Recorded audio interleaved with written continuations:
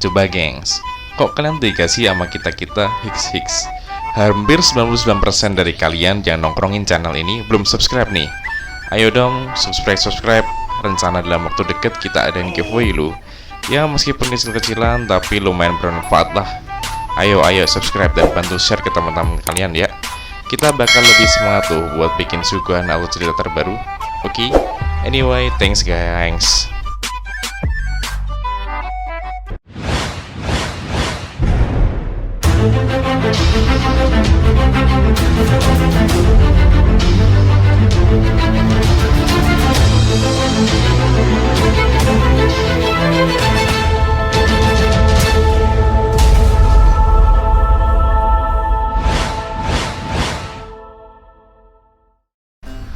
Halo gengs, begin with me di channel film terus.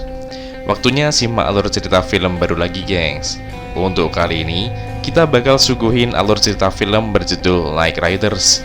Dirilis di Kanada tepatnya awal Oktober tahun ini. Katanya sih film ini lumayan menarik gengs. Daripada penasaran, langsung kita cus saja yuk. Film ini berlatar belakang di masa depan di mana terjadi penjajahan dan invasi oleh pemerintah tirani di sebuah negara di Amerika. Penguasa membuat aturan tidak boleh ada satupun anak kecil di bawah umur yang hidup berkeliaran bebas.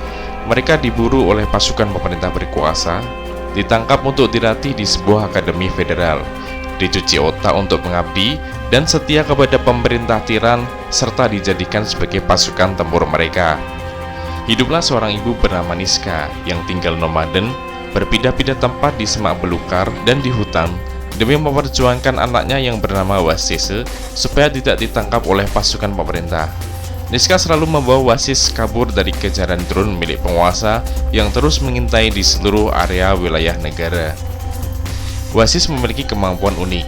Ia mampu merasakan perasaan binatang dan dapat berkomunikasi dengan para binatang.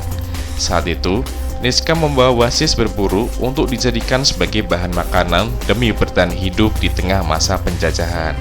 Hari mulai gelap, Niska menyuruh Wasis untuk pulang ke tempat persembunyian sementara.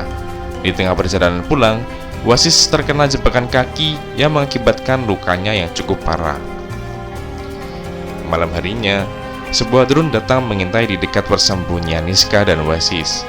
Niska mampu menjatuhkan drone tersebut dengan senapan, namun keberadaannya terdeteksi sehingga mau tak mau Niska dan Wasis harus segera pindah dari tempat tersebut. Mengarungi aliran sungai, mereka berdua tiba di areal perkotaan. Terlihat keadaan kota begitu berantakan dan tak teratur. Keadaan ekonomi sama sekali mati akibat penjajahan. Saking sulitnya cari makanan, para penduduk pribumi hanya mengandalkan ransum yang dibagikan oleh penguasa via drone. Niska dan Wasis diam-diam menyambangi kediaman teman masa kecilnya bernama Roberta.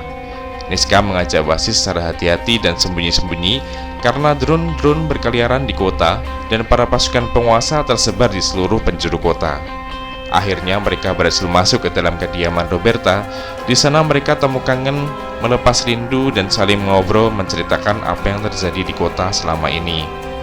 Anak Roberta yang bernama Pierre, ceritanya tertangkap oleh pasukan penguasa dan dimasukkan ke akademi dari kecil hingga sampai sekarang Roberta tak pernah bertemu dengannya lagi. Niska tak rela jika anaknya bernasib sama seperti Pierre dan dirinya tak bisa bertemu dengan anaknya lagi. Oleh karena itu, Niska mati-matian menjaganya. Beberapa hari berlalu, tiba-tiba segerombolan pasukan penguasa datang melakukan pengecekan di sekitar kompleks kediaman Roberta.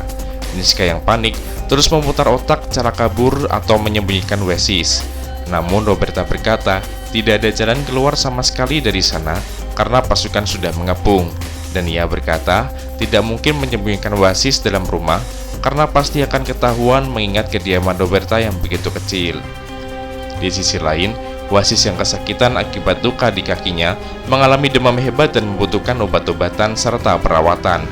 Roberta berkata Niska kali ini benar-benar harus merelakan Wasis ditangkap supaya sakit Wasis bisa ditangani.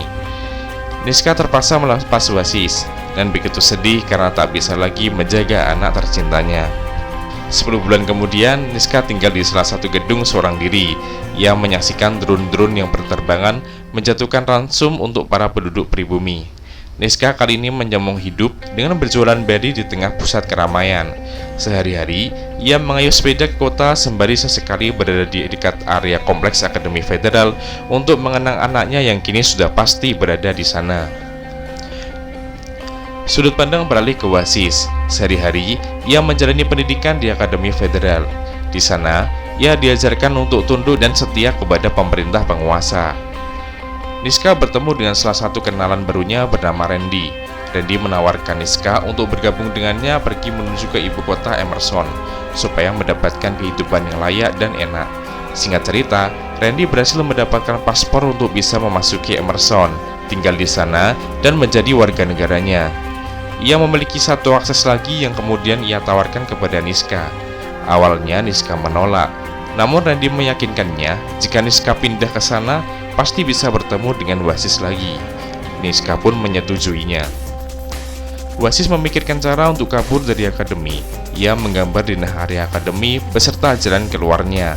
Di sisi lain, ia terus dibully oleh temannya, terutama yang bernama Victoria. Wasis dijuluki oleh teman-temannya tersebut sebagai bocah semak. Di suatu malam, Niska menemukan sebuah kuda tak bertuan di dekat area Akademi Federal.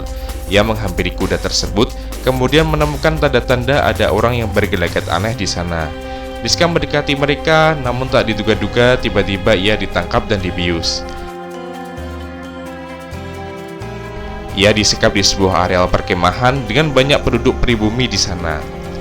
Rupa-rupanya, perkemahan tersebut merupakan perkemahan tempat tinggalnya para suku penduduk pribumi yang punya tujuan untuk melakukan pemberontakan kepada penguasa dan menyelamatkan anak-anak tak bersalah yang berada di akademi untuk dijadikan sebagai pasukan pembunuh.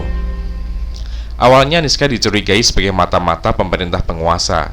Namun setelah Niska menceritakan latar belakangnya, beberapa dari mereka kemudian melepas ikatan tali yang melilit Niska.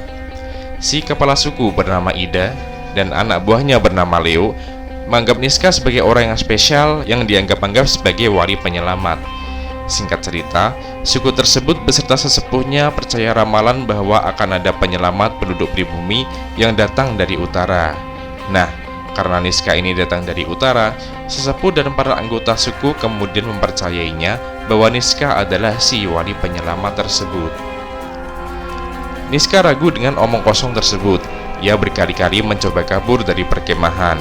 Namun kepala suku membuat kesepakatan dengan Niska bahwa mereka akan membantu menyelamatkan Wasis dari akademi jika Niska menjalankan tugasnya untuk membawa anak-anak dari kamp perkemahan menuju ke tempat damai bernama Big Stone.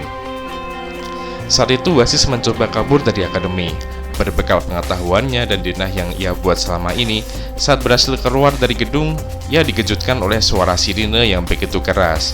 Wasis panik mencari jalan keluar, namun betapa tak beruntung karena semua pintu gerbang sudah terkunci rapat. Pasukan penjaga datang dan segera menangkap dan memenjarakan Wasis ke dalam sel khusus seorang diri. Niska kembali ke kota tempat tinggal ia tinggali selama 10 bulan terakhir. Ia begitu kaget melihat banyak orang mati di pinggir jalan, termasuk tetangga kenalannya. Randy menjumpai Niska dan bertanya mengapa Niska tak pernah muncul akhir-akhir ini.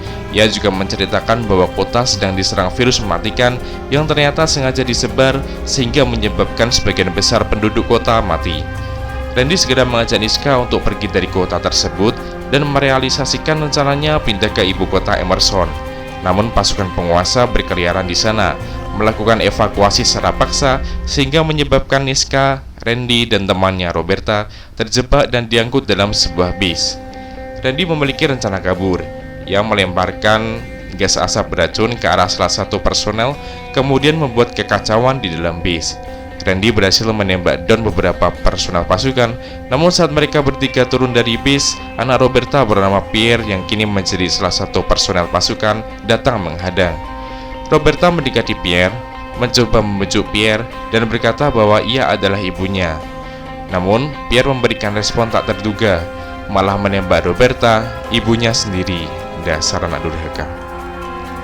Di waktu yang tepat, anggota suku pemberontak datang membackup dan menembak mati Pierre. Niska berpikir kemudian berubah haluan menolak ajakan Randy dan memilih membantu suku pemberontak untuk melawan kekejian tiran penguasa.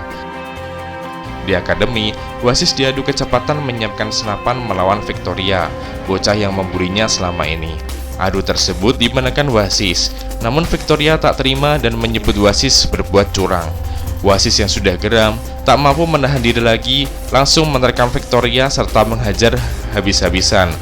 Semua teman-temannya melihat tindakan Wasis dengan penuh ketakutan, sementara sang guru malah membiarkan kejadian tersebut. Syukurin Victoria, kau balaskan lu.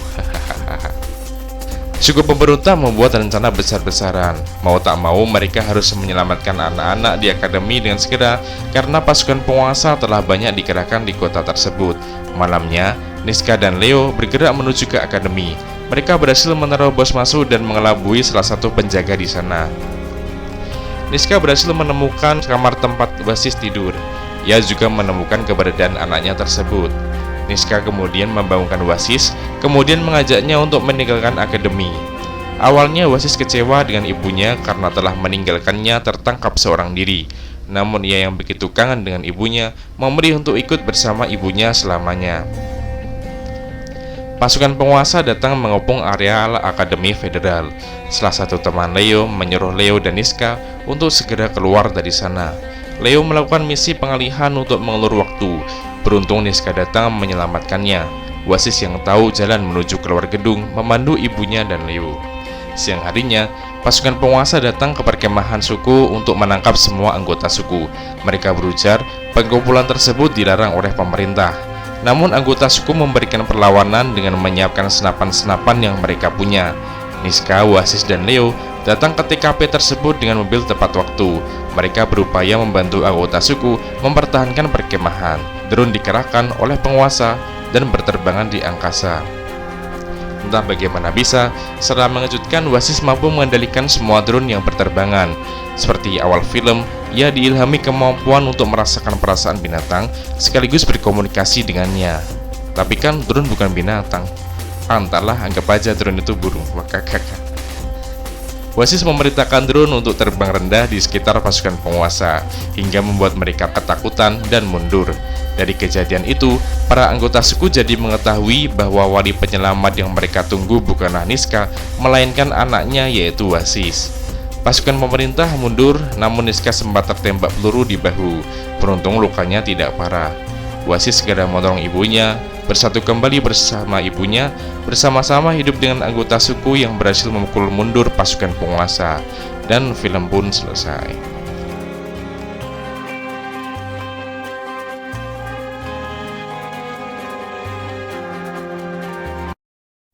Endingnya agak gantung ya, entah nanti apa yang terjadi. Apakah pasukan penguasa datang lagi dengan jumlah lebih banyak menyerbu perkemahan suku, atau bagaimana?